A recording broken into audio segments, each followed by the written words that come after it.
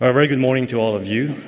It is a great honor to be given this opportunity to speak at this stage. Thank you so much for the organizers. It's really humbling to be standing here after so many eminent speakers that came before me, and also speakers who will be coming up here to speak after me. It is indeed an honor for me to share the Malaysian or RCR experience with all of you. My talk is going to be divided into three parts. The first part, I'll be sharing about the philosophy behind the Malaysian RCR program. Then I'll share with you what is our vision and what we want to achieve. And finally, a bit of reflection at the very end, where I'll be talking about some of the opportunities and challenges that we face in Malaysia, as well as for many of you here who might be thinking about starting an RCR program. Now, the central thesis of my talk today is this whole idea of a top-down approach and a bottom-up approach. And throughout my whole presentation today, you'll keep hearing me saying this top-down and bottom-up approach. And what do I mean by that when I say top-down and bottom-up approach? I would like to first give credit to the US National Academy of Sciences. 5-6 years ago, they established a program to promote RCR in this region under the leadership of Dr. Lida Anastidu and also Liz Heitman. They were the one who actually came to Malaysia and started promoting RCR in this region. So without them, I would say that RCR may not be where we are today in Malaysia. And because of that collaboration, the US NAS with the Academy of Sciences Malaysia, and that partnership then allowed us, the young scientists in Malaysia, to partner up with them and to promote RCR in Malaysia. And because of that, later on, the Ministry of Education saw what we did, and then they came on board and supported us in this great endeavor that we have been going on in the past 6 years. But really, the heart and soul of the Malaysian RCR program is actually the young scientists in Malaysia. The Young Scientist Network Academy of Malaysia are the group of people very passionate about research, as well as very passionate about research integrity. We are the ones who are actually driving the RCR program in Malaysia. So please allow me 2 minutes just to tell you what the Young Scientist Network is all about. So Young Scientist Network is like the young academies in many of your countries. Our members are principal investigators. Most of them are principal investigators, and most of them are PhD holders. Young Academy, by definitions, are members who are 40 years old and below when they apply for membership. And we have more than 150 members and affiliates. And I know that many countries here, represented here, also have their young academies. And they're all doing wonderful things. Now, our ethos, and this is really the success behind our program, is that the Young Scientist Network Academy of Malaysia, because we're a very new country, so we're all trying to build the nation together. So the young scientists are very focused in building a progressive nation in Malaysia. And I think the key is the spirit of volunteerism. A lot of young scientists in Malaysia, we do it not because, it's good for a career, and no doubt about it, but because it actually, the sense of giving back to society, that sense of purpose, more than just sitting in our lab, and more than just writing papers and producing research, which is important again, but that sense of giving back to society, it's for the common good of a country. And ultimately, what really draws people in the Young Scientist Network of Malaysia is the friendship that we can build in the network. And really, these three ethos is the bedrock of the RCR program in Malaysia. Our vision is very simple. Because RCR is such a new concept in Malaysia, what we want to achieve is actually to promote RCR as a formal education at all levels in the tertiary education, from undergraduate students all the way up to the senior professors, the administrators of universities in Malaysia. What we want to do is actually to make RCR a common language in Malaysia, so that in 5 to 10 years' time, everyone who are doing research in Malaysia will be talking about RCR, whether they are journals editors in Malaysia, they are peer reviewers, the funders for sure, even the vice chancellors, the presidents. We hope that in 5 to 10 years' time, everyone will be talking about RCR. And the motto of our program is integrity matters. I think I'm speaking to the choir right now. All of us here believe that integrity matters. I'm going to spend a bit more time talking about individual missions that we have, but this is just a snapshot for all of us. We have 4 main missions. The first mission is to provide content that Malaysian researchers can obtain. Number 2 is to conduct workshops in Malaysia so that we can create awareness and promote it in Malaysia. Next is to train instructors and educators who can go to all corners of Malaysia to promote RCR. And last but not the least, we also want to understand the state of RCR in Malaysia. And this such a research has not been done in Malaysia. And ultimately, our goal is to ensure quality research, quality researchers, and quality research process. So let me just take you one by one of what we are doing in Malaysia. Just 2 years ago, we published this Malaysian educational module on RCR. It's not a very thick book, about 300 pages. It's pretty thick. I have some with me today. So we covered 10 chapters in our module. And you look at the table of content, we pretty much covered everything under the sun when we talk about RCR. And what is interesting is that we included some topics which is not commonly found in some of the education module, which is the idea of cultural safety and dual-use research. We also included financial responsibilities. We did not include animal and human research ethics in our module because those are being covered by the Animals and Human Ethics Committee in Malaysia. And what is interesting is that this module is 100% authored, edited, and reviewed by young scientists. They all volunteered their time to write this module and to review this module in our multiple workshops and engagements. What is unique about this module is that it serves 2 purposes. And here I should really give credit to all of you here who have spent time working on your codes, your modules, your content. We actually draw so much from your experience, which allowed us then to take your experience and put it in the book. And this book is not just a reference guide, it is also an instruction guide, meaning any RCR instructor, if you want to conduct RCR workshop, you can pick up this book, look at it, and we provide guidelines on how then you can conduct an RCR workshop at your institution or your organization. And really what is the key of this module is that we contextualize it for the Malaysian audience. To give you a very simple example, just by changing the names of Tom, Jerry, John, or Mark to Ahmad, Ali, Siti, and Nurul, that makes a great difference. Even though it's a very small change, but that change actually makes a big difference in the mentality and the psyche of our participants, just to contextualize it for them. And from the top down, we are supported by Academy of Science Malaysia and the Ministry of Education. This book is currently being sold by Academy of Science Malaysia at cost, but the editors, the authors, the reviewers, we don't get a single penny from selling this book. It's purely a volunteer work of giving back to our country.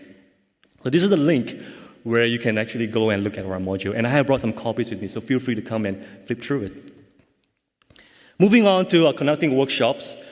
Again, I would like to acknowledge U.S. National Academy of Sciences, because when they came to Malaysia to promote RCR, they brought this whole idea of active learning pedagogy, where it emphasizes on engagement and also ethical reflexivity. So it's not just transmitting of knowledge, but engaging the participants to think of why RCR is important, to think about the consequences, to think about the factors of irresponsible conduct of research. And since we are the young scientists driving this project, it resonates very much with the young researchers in Malaysia. So we call it the Young Scientists for Young Scientists. And we create a very safe environment for all researchers to come in. And the most common word you will hear at this workshop is the word, "You too?" Oh, I'm not alone on this issue. Many people face many challenges in their research environment. But when they come together and they talk to one another, they realize that they are not alone in this situation. And that really builds a very strong bond among all the researchers in Malaysia that comes to this workshop. As you can see in these photos here, it is high energy, high impact. The researchers, the participants, they hardly have time to sit. They're always moving around, always engaging with one another, and that's really what we want to achieve in our workshops. Just to give you a taste of what we do, this is something that the US NAS demonstrated for us when they came to Malaysia. We screened a movie called Contagion, where we used this movie to talk about issues of safety, social responsibility, mentor-mentee relationship, and collaborative research. So I have watched this movie about 10 times, and I'm a bit sick of it already. So if any one of you have any movies or documentaries that can be used to teach RCR, please let me know. And I know from Michael and Susan, that actually there's plays that we can actually use to teach RCR. So I'm going to be looking into that. We also designed a very fun activity where we asked the participants to draw something. And these are all universities, professors, and lecturers. And when they were drawing, they felt like kids again. And to them, it's like playing, and playing is fun. So we used drawing to draw out the idea of leadership, of RCR, of mentorship, and collaborative research. So as you can see, these are all very childish drawing, drawn by adults, and it was really, really fun. And allow me to introduce to you an ASEAN RCR program. So ASEAN stands for the Southeast Asia Economy Network, where we represent 10 countries in the Southeast Asia region. We have established the ASEAN Young Scientist Network, and within this Young Scientist Network in ASEAN, we are establishing an ASEAN RCR program to promote RCR in the ASEAN region. And the purpose of this network is to build capacity among all researchers in ASEAN. And we're going to have a very big workshop in December. So for all of you who are from ASEAN region, please get in touch with me so that we can invite you to come to this workshop. And we know that our Thai counterparts has always been very supportive of such a program. So I look forward to seeing all of you at this workshop in December. Now moving on, we also conduct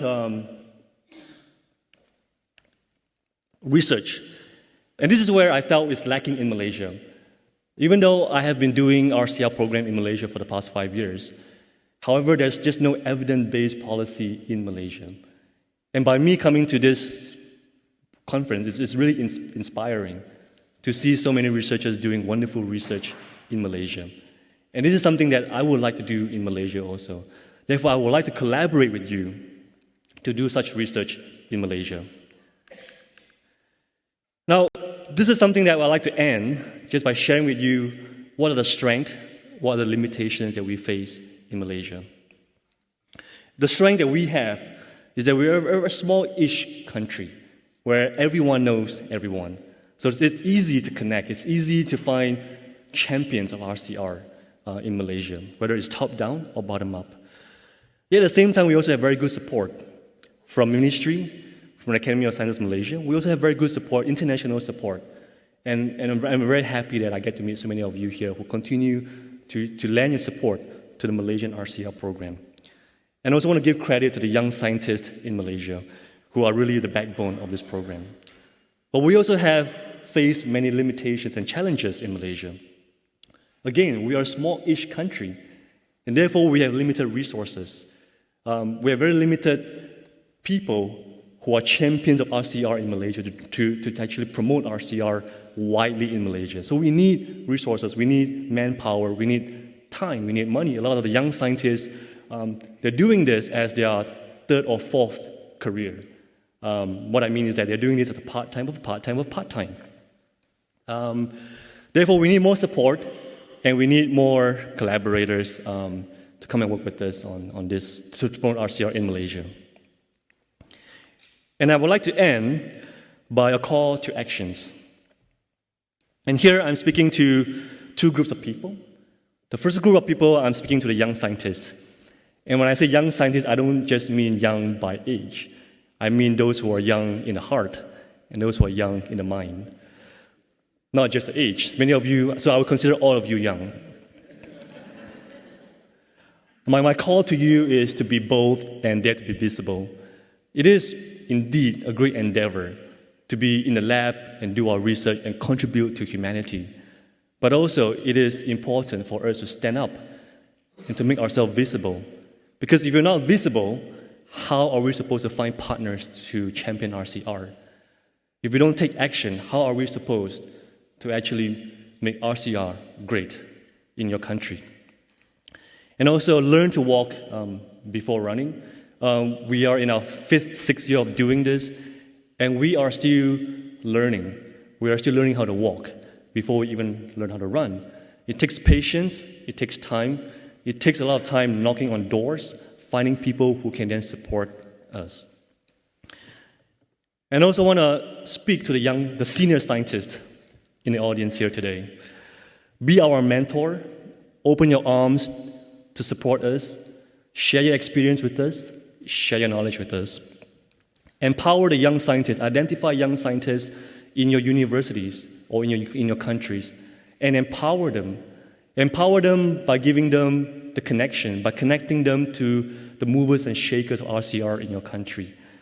By building bridges, I would like to use this image that Alan Finkel shared in his talk of the importance of building bridges. So the young scientists, not just in Malaysia, but globally, we are looking to the senior scientists in the world to lead by example. And I also like to end by using a quote from our Kenya sister yesterday, and I paraphrase. If you want to go far, you go alone. But if you want to go fast, you go alone. But if you want to go far, go together. So with that, I want to thank you, and I also want to thank all the partners that have been working with us in the past 4 years. Thank you.